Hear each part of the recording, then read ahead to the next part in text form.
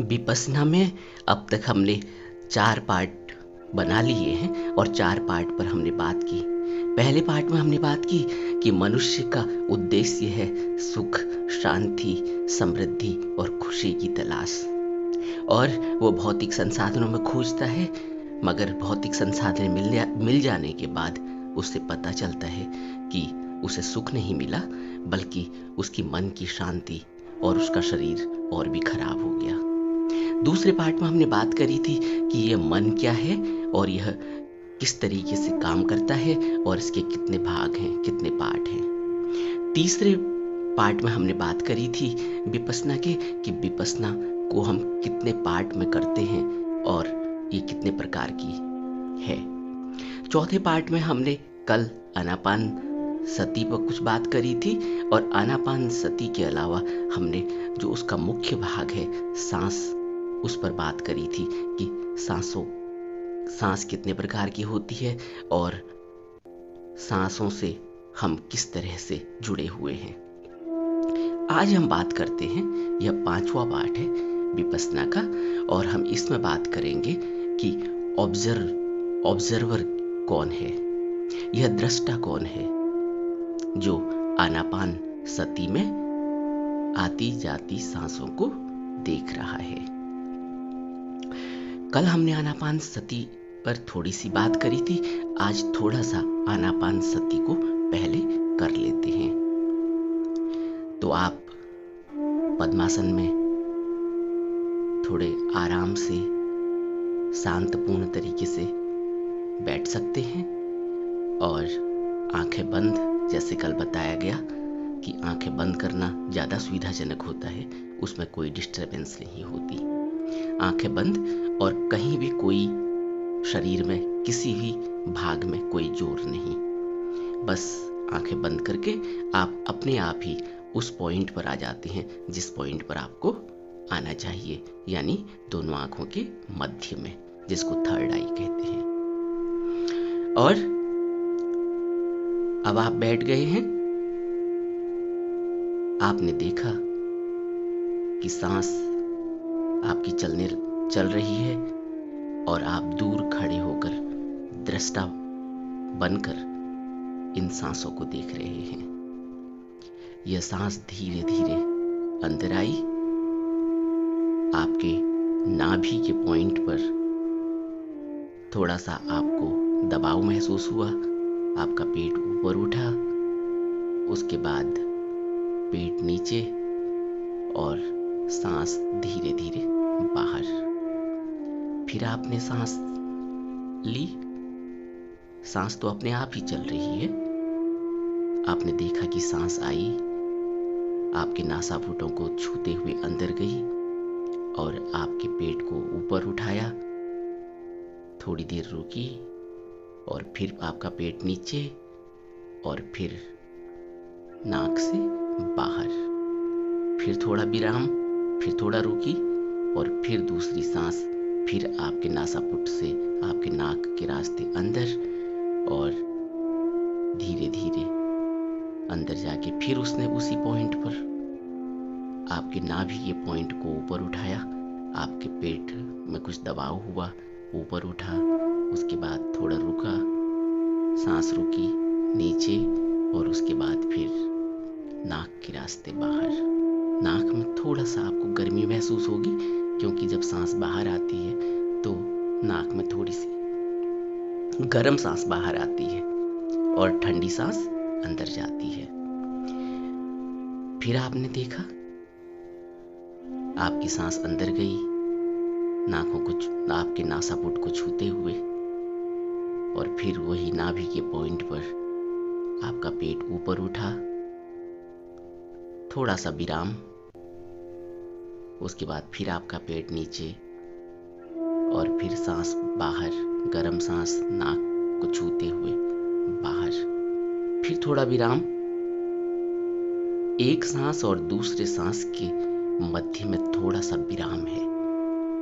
जब सांस लेते हैं तो उस समय भी लेने से पहले थोड़ा सा विराम है, फिर सांस ली, अंदर गई और फिर उसने आपके नाभि के पॉइंट को ऊपर उठाया, आपका पेट ऊपर उठता हुआ महसूस हुआ। उसके बाद थोड़ा सा विराम, फिर उसके बाद आपका पेट नीचे और आपकी सांस आपके नाक के रास्ते, गर्म सांस बाहर। फिर थोड़ा विराम, और यह विराम इतना छोटा है कि आप इसको शायद महसूस भी नहीं कर पा रहे होंगे। फिर आपने सांस ली, आपका नाभि का पॉइंट फिर ऊपर उठा, फिर आपका पेट ऊपर उठा, थोड़ा रुका, और फिर आपकी सांस बाहर, आपका पेट नीचे, आपकी सांस नाक के रास्ते, गर्म सांस बाहर। फिर थोड़ा विराम, फिर सांस अंदर गई, फिर नाभि के पॉइंट को ऊपर उठाया, फिर थोड़ा रुकी, फिर नाभि के पॉइंट को नीचे, फिर आपका पेट नीचे और आपकी सांस बाहर।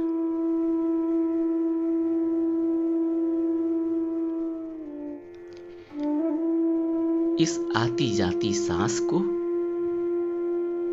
आप दूर खड़े होकर देख रहे हैं।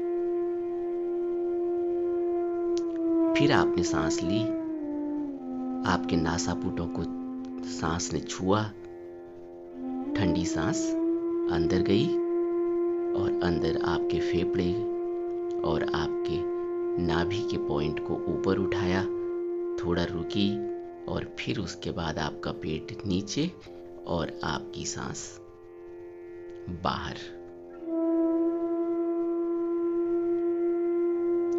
एक ऑब्जर्वर दूर खड़े होकर यह देख रहा है। फिर आपने सांस ली, नासापुटों में आपकी ठंडी सांस ने छुआ, फिर अंदर गई और आपका पेट ऊपर उठा, थोड़ा रुका, फिर उसके बाद पेट नीचे और गर्म सांस आपके नाक से के रास्ते बाहर। फिर थोड़ा सा विराम और फिर सांस अंदर गई। फिर उसने आपकी नाक को छुआ, ठंडी सांस, फिर उसके बाद आपका पेट ऊपर उठा, थोड़ा सा विराम, फिर पेट नीचे और गर्म सांस आपके नाक को छूती हुई बाहर। फिर थोड़ा विराम, फिर सांस अंदर गई। फिर उसने आपके पेट को ऊपर उठाया, थोड़ा विराम, फिर पेट नीचे और गर्म सांस आपके नाक को छूते हुए बाहर। एक ऑब्जर्वर दूर खड़े होकर यह सब देख रहा है।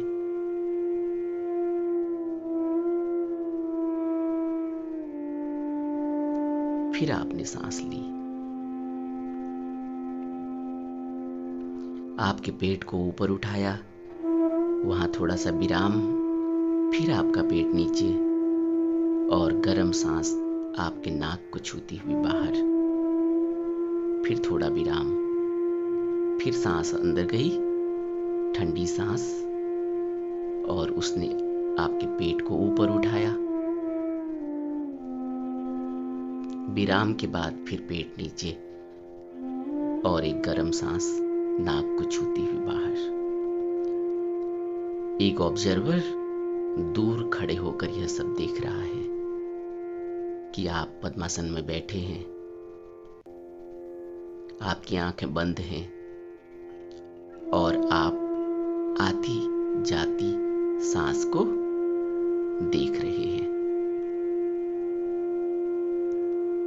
ठंडी सांस को आपके नासापुटों ने फिर अनुभव किया और फिर आपका पेट ऊपर उठा, थोड़ा सा विराम, और फिर पेट नीचे और फिर गर्म सांस आपके नाक को छूते हुए बाहर आ गई। फिर थोड़ा सा विराम और फिर सांस अंदर।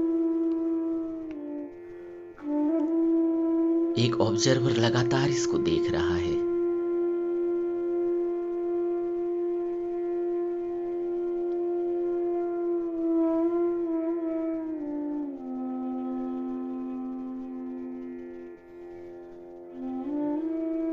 फिर एक सांस अंदर गई, ठंडी सांस नाक को छुआ, नासापुटों को छूते हुए अंदर गई। आपका पेट उठा, थोड़ा सा रुका, फिर पेट नीचे और गर्म सांस आपके नाक को छूते हुए बाहर, और फिर एक छोटा सा विराम, और फिर सांस, ठंडी सांस अंदर गई, और फिर पेट को उठाया, थोड़ा सा विराम, फिर पेट नीचे और फिर सांस बाहर, गर्म सांस आपके नाक को छूते हुए बाहर आ गई, और फिर एक छोटा सा विराम।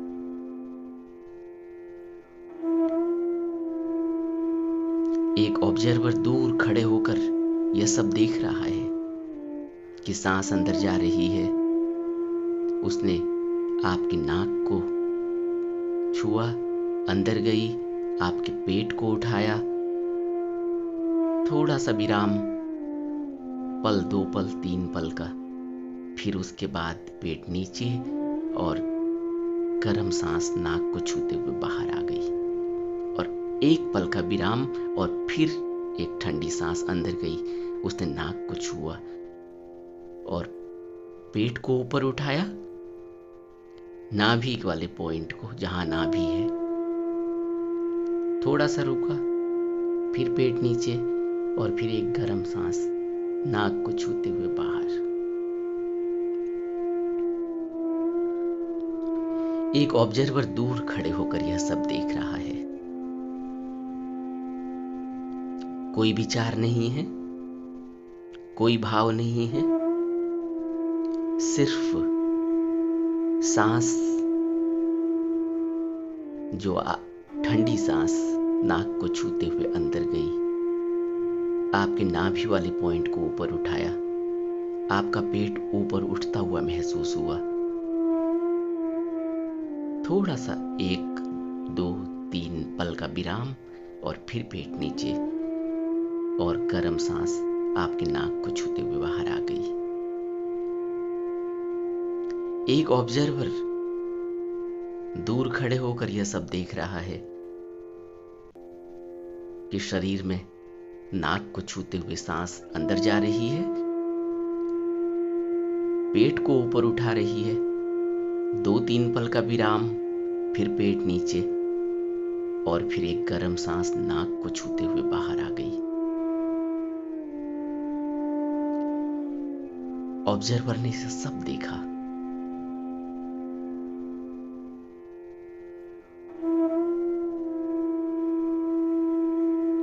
कोई विचार नहीं है, कोई भाव नहीं है, सिर्फ सांस को कोई देख रहा है। दूर शरीर से बाहर खड़े होकर एक दृष्टा की तरह। फिर सांस अंदर गई, फिर पेट ऊपर उठा, 2 पल का विराम, फिर पेट नीचे आया और एक गर्म सांस नाक के रास्ते बाहर आ गई। 1 पल का विराम और फिर एक सांस अंदर चली गई। नाक को ठंडा सा महसूस हुआ, फिर आपका पेट ऊपर उठा, 2 पल का विराम और फिर पेट नीचे। एक ऑब्जर्वर इसको देख रहा है, एक दृष्टा इसको देख रहा है। वह कुछ कर नहीं रहा है, दूर खड़े होकर देख रहा है।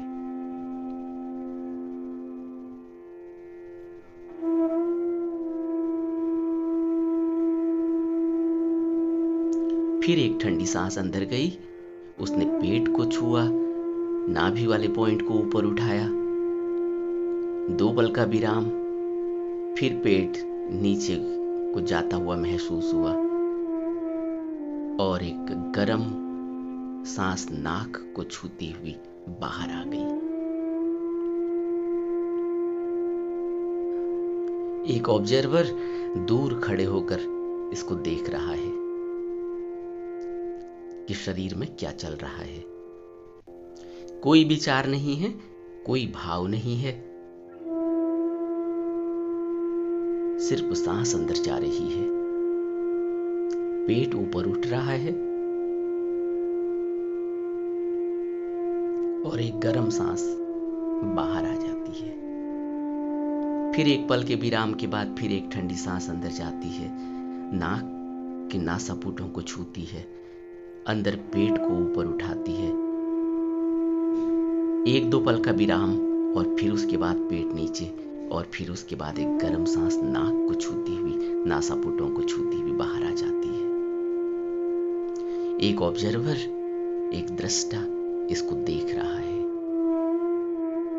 कोई विचार नहीं है, कोई भाव नहीं है।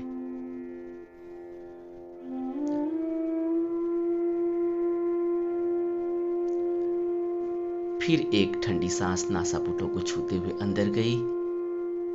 नाभि वाले पॉइंट को उसने ऊपर उठाया, पेट ऊपर उठा, 2 पल 3 पल का विराम और फिर पेट नीचे, और फिर एक गर्म सांस नासापुटों को छूते हुए बाहर आ गई। फिर 1 पल का विराम और फिर एक सांस अंदर चली गई। ठंडक महसूस हुई, पेट ऊपर उठा, 2 पल को रुका, फिर पेट नीचे, और फिर एक गर्म सांस नासापुटों को छूते हुए बाहर आ गई। एक दृष्टा दूर खड़े होकर यह सब देख रहा है। कोई विचार नहीं है, कोई भाव नहीं है। वह दृष्टा बहुत जागरूक है। फिर एक सांस अंदर गई, ठंडी सांस नासापुटों को छूते हुए। नाभि वाले पॉइंट को उसने ऊपर उठाया, पेट ऊपर उठा, 2 पल को रुका, फिर पेट नीचे, और फिर एक गर्म सांस नासापुटों को छूते हुए बाहर आ गई। और दृष्टा ने देखा, दूर खड़े होकर एक ऑब्जर्वर ने देखा।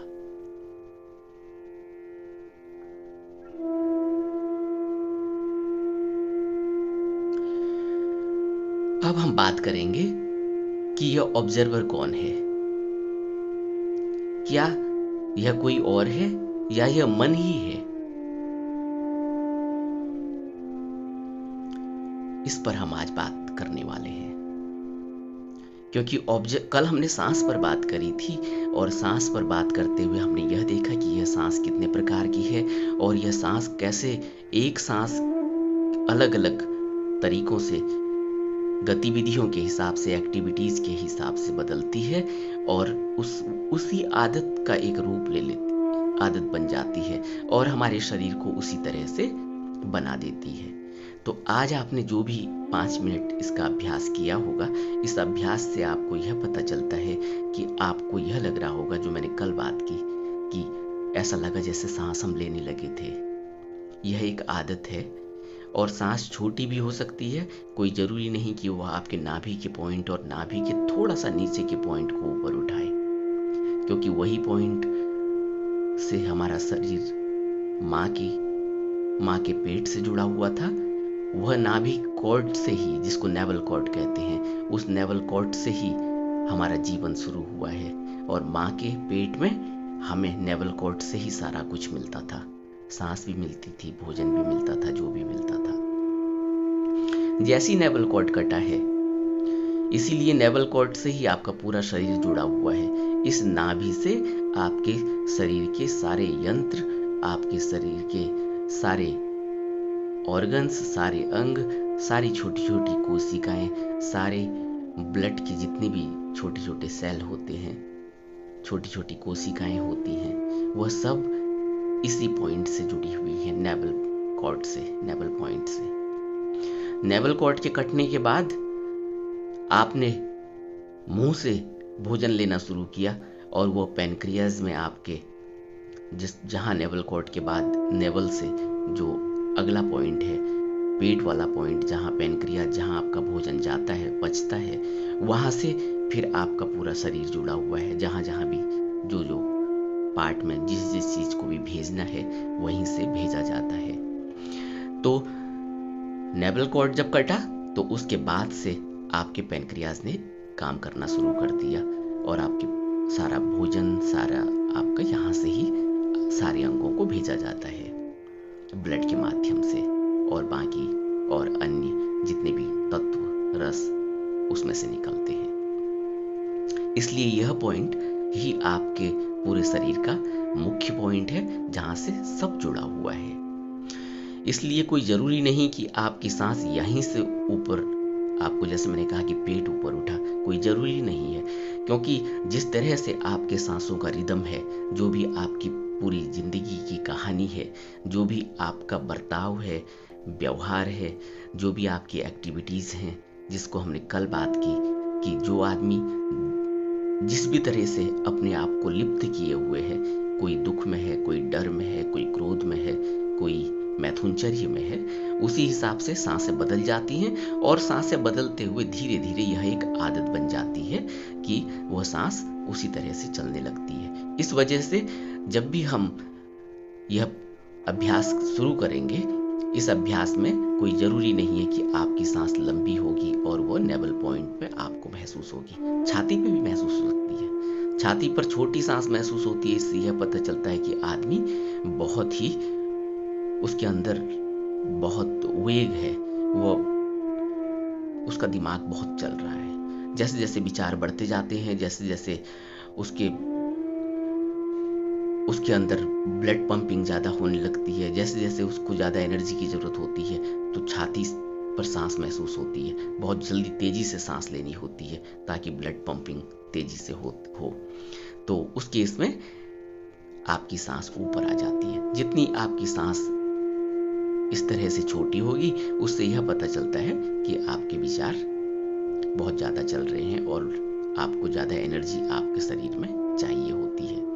इसीलिए आपने देखा होगा, जो व्यक्ति मोटा होता है, उसमें ज़्यादा वजन है, या जो व्यक्ति ज़्यादा परेशान है, उस व्यक्ति को ज़्यादा एनर्जी और ज़्यादा लोड की ज़रूरत होती है, जिससे ब्लड पंपिंग ज़्यादा होती है, हार्ट रेट ज़्यादा होता है और उसकी सांसें बहुत तेज़ी से चलती हैं। इस पर हम कल विचार कर चुके हैं। आज बात करेंगे कि इसी वजह से ही ऐसा है कि आप सांस जल्दी से ले रहे होंगे या आपकी सांस छोटी हो रही होगी। तो धीरे धीरे जैसे जैसे आप अभ्यास करते जाएंगे, यह नॉर्मल हो जाएगा। इसीलिए गहन अभ्यास की जरूरत है और एक रेगुलरिटी की जरूरत है। ऐसा नहीं कि आज कर लिया, कल कर लिया।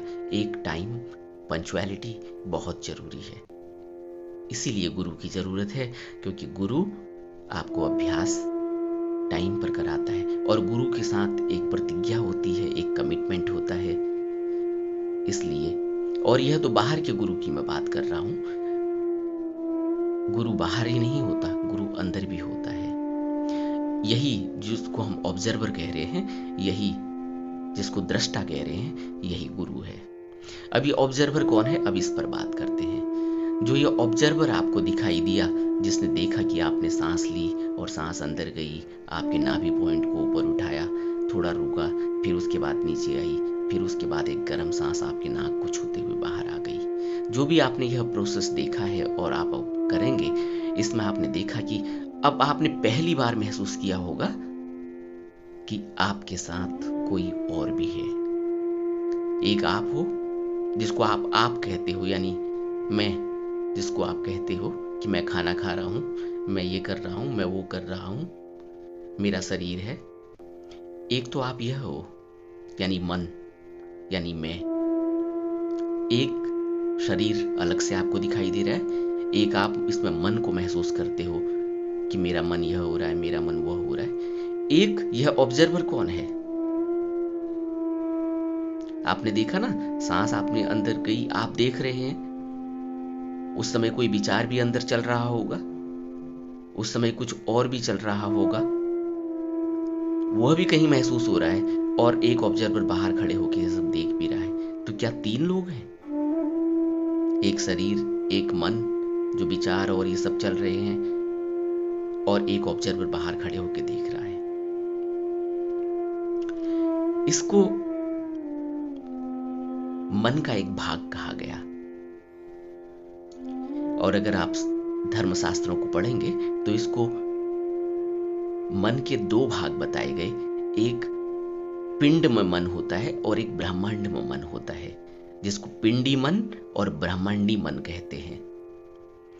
आजकल की फिलॉसफीज में उसको हायर माइंड और लोअर माइंड कहते हैं, लेकिन यह दो नहीं है।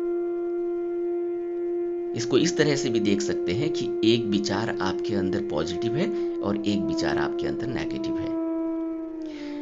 एक नेगेटिव विचार जो आपको जब आप सिगरेट पीते हैं या शराब पीते हैं, उस समय एक अंदर से कोई यह भी कह रहा है कि यह खराब चीज़ है, नहीं पीनी चाहिए, माँ ने मना किया था, या कोई देख लेगा, या यह सिगरेट के पैक में लिखा हुआ है, पैकेट में लिखा हुआ है, या शराब के बोतल में लिखा हुआ है कि यह हानिकारक है, इससे कैंसर भी हो सकता है, सिगरेट के पैकेट में लिखा हुआ है या तंबाकू के पैकेट में लिखा हुआ है।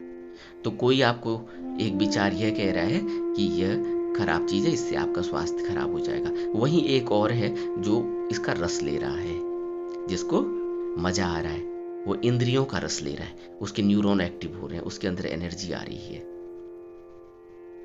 तो यह दो विचार हैं, एक पॉजिटिव एक नेगेटिव। इसको ऐसे मान सकते हैं, इसको ऐसे मान सकते हैं कि एक पिंडी मन है और एक ब्रह्मांडी मन है, जो आप शास्त्रों में पढ़ेंगे। बुद्ध ने इसको एक निर्मल मन, चेतन महाचेतन अवस्था, और एक चेतन अवस्था या जो मन साफ नहीं है, इस तरह से व्यक्त करने की बात कही, व्यक्त करने की कोशिश की। तो यह एक ही है, लेकिन एक पॉजिटिव है और एक नेगेटिव है।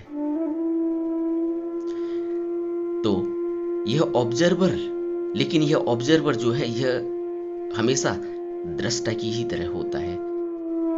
आप मानो न मानो, आप सेंसेस में लग जाओ, आप अपनी इंद्रियों का रसों का भोग करो, इसको कोई लेना देना नहीं। लेकिन यह आपको एक बार बताएगा जरूर कि आपका पेट भर गया है, अब ज्यादा मत खाओ।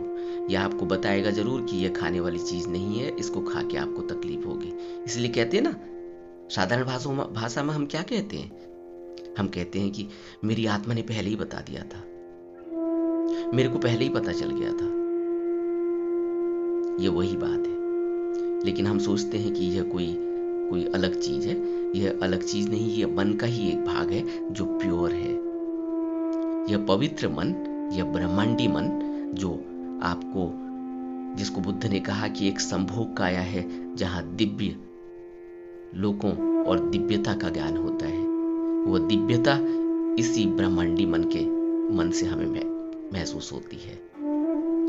जो सत्य काय है, धर्म काय है, वह तो ऐसी अवस्था है, वहां तो कुछ, वो तो शून्य लोक है, वहां तो शून्य है सब कुछ, जिसको परम लोक कहा गया। वहां से तो यहां आना ही नहीं होता। वह तो, उसको शास्त्रों में पार ब्रह्म कहा गया, जो ब्रह्म लोक से भी ऊपर है, जिसको बुद्ध ने ब्राह्मण कहा कि ब्राह्मण सबसे ऊपर है। इस पर हम कभी बात करेंगे, ब्राह्मण पर।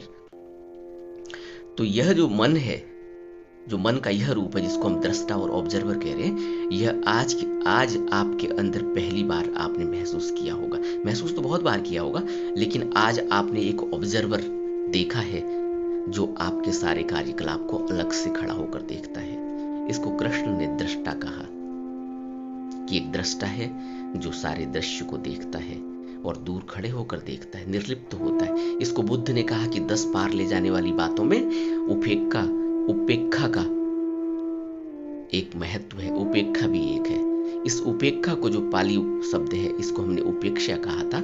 यह एक निर्लिप्त और तटस्थ भाव से खड़े होकर देखना है, जहां किसी भी घटना को, किसी भी दृश्य को, किसी भी व्यक्ति को, किसी भी वस्तु को सिर्फ हम उपेक्षा भाव से यानी दृष्टा भाव से तटस्थ होकर, निर्लिप्त होकर, निर्लेप होकर सिर्फ देखते हैं। ये ऑब्जर्वर आज आपके सामने खड़ा था, जब आपने आनापान स्मृति या आनापान सती किया। इसीलिए विपश्यना से पहले आनापान सती का अभ्यास करना होता है, ताकि आपका ऑब्जर्वर आपको बहुत अच्छे तरीके से इसका ज्ञान हो जाए, इसको महसूस आप कर लें, और यह इतने गहरे में आपके अंदर, आपके पास हो जाना चाहिए कि आपको, अब आप कहीं भी चलें, कहीं भी कुछ करें, यह ऑब्जर्वर आपके साथ होना चाहिए। यानी कोई हमेशा आपके साथ है। इस ऑब्जर्वर को आप बुद्ध कह लो, इस ऑब्जर्वर को आप सतगुरु कह लो, इस ऑब्जर्वर को आप गुरु कह लो। इसीलिए हम बुद्ध की शरण में जाते हैं, क्योंकि हमें इस ऑब्जर्वर का पता नहीं चलता, क्योंकि हम इतनी बेहोश अवस्था में हैं, इतने प्रमादवश जीवन को जी रहे हैं कि हमें पता ही नहीं चलता। हम कर जाते हैं, उसके बाद पछताते हैं, क्योंकि हमारे साथ ऑब्जर्वर तो था, लेकिन हम उस ऑब्जर्वर को हमने ऑब्जर्वर जगाया ही नहीं, हमने ऑब्जर्वर को देखा ही नहीं, हमने ऑब्जर्वर को महसूस ही नहीं किया। इसलिए हमें गुरु की जरूरत है। गुरु ऑब्जर्वर है।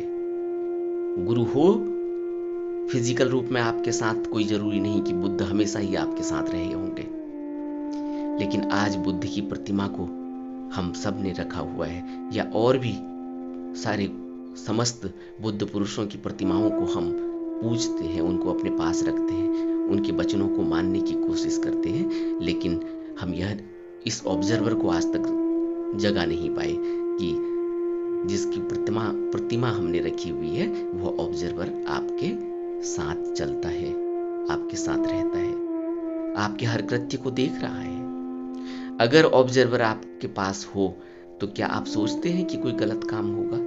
क्या आप सोचते हैं कि आप इस संसार में लिप्त होंगे? क्या आप सोचते हैं कि इस अनित्य जगत को, जिसको बुद्ध अनित्य कह रहे हैं, इसमें आप फंसेंगे? हमसे नहीं हो पाता।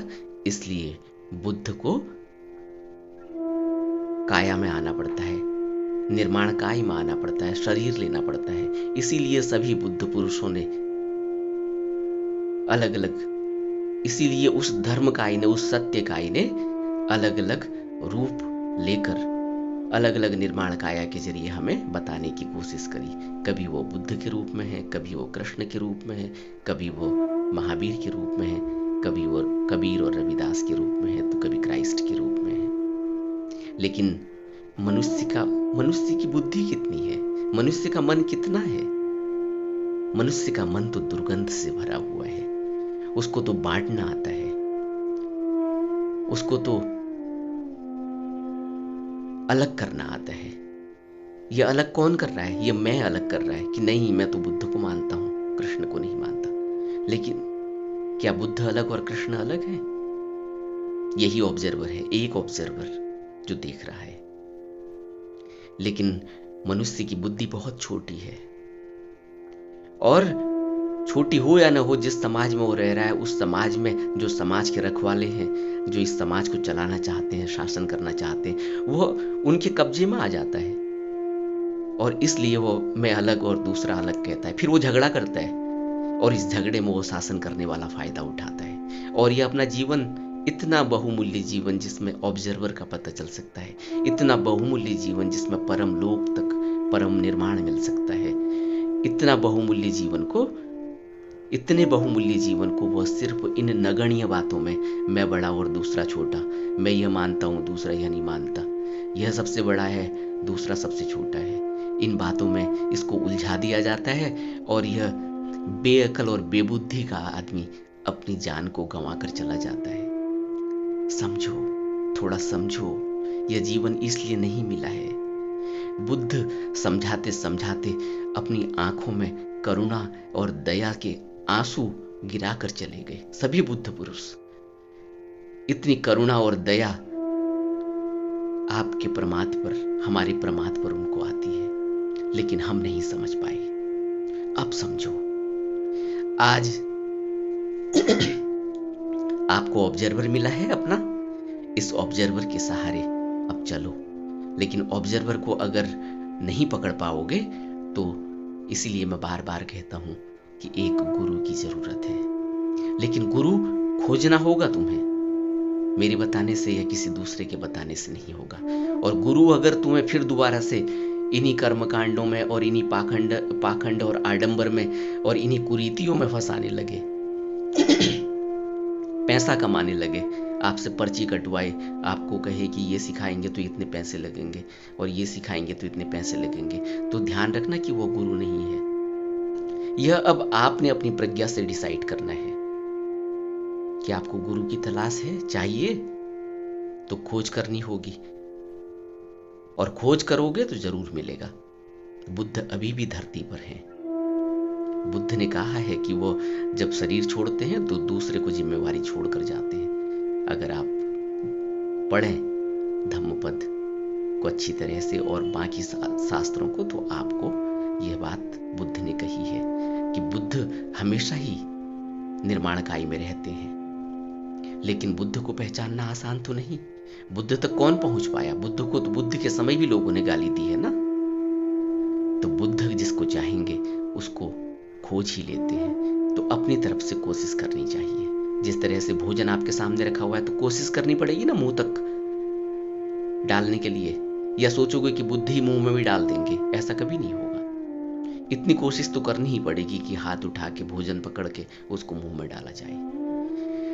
तो आज आपको ऑब्जर्वर मिला है, इस ऑब्जर्वर को अपने अंदर महसूस करो। अगर नहीं हो सकता है तो कोशिश करो, और अगर फिर भी नहीं हो सकता तो फिर बुद्ध को खोजो। वह बुद्ध आपको बाहर का ऑब्जर्वर भी होगा और अंदर का तो होगा ही होगा, जो आपको कहां तक पहुंचाएगा? आपको दिव्य लोकों तक पहुंचाएगा, आपको धर्मकाय और सत्यकाय में मर्ज कर देगा। तो इस ऑब्जर्वर को अब हमेशा ही ध्यान रखेंगे, और इस ऑब्जर्वर के जरिए ही आपने अब साधना करनी है। और इस ऑब्जर्वर के जरिए सिर्फ साधना ही नहीं करनी, इस ऑब्जर्वर को 24 घंटे अपने साथ महसूस करना है। इसी को जो व्यक्ति अच्छी साधना करते हैं, जो व्यक्ति अच्छी साधना करके एक उस अवस्था में पहुंच गए हैं, वह हमेशा ही यही कहते हैं कि बुद्ध हमेशा उनके साथ हैं। इसका कहने का अर्थ यही है कि ऑब्जर्वर, वह दृष्टा हमेशा उनके साथ है। इसीलिए उनसे कोई कुछ गलत नहीं होता। इसलिए वो यह नहीं कहते कि मैं कर रहा हूं, मैं खा रहा हूं, मैंने उसके लिए कर दिया, मैंने वह कर दिया, मैंने इतना कमा लिया, मैंने इतने गंवा दिया, मेरे को दुख है, मेरे को तकलीफ है, मेरे साथ बुरा हो रहा है, मेरे साथ अच्छा हो रहा है। वह नहीं कहता। क्यों नहीं कहता? क्योंकि उसे पता है कि ऑब्जर्वर उसके साथ है, और जो भी हो रहा है ऑब्जर्वर सब जानता है।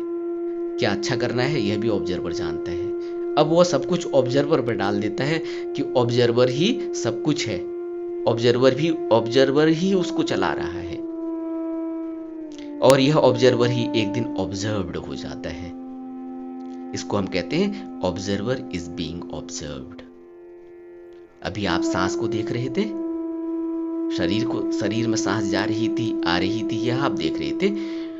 और एक अवस्था ऐसी आएगी जब आपको यह लगेगा कि यह ऑब्जर्वर ही ऑब्जर्व्ड हो गया, यानी कि जो ऑब्जर्वर, जो देखने वाला था दूर खड़े होकर, वह खुद ही यह सब कर रहा है।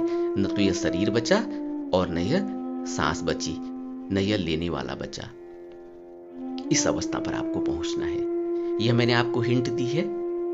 बहुत लंबी यात्रा है और बहुत सुखद यात्रा है, अगर आप इस ऑब्जर्वर को समझ पाए।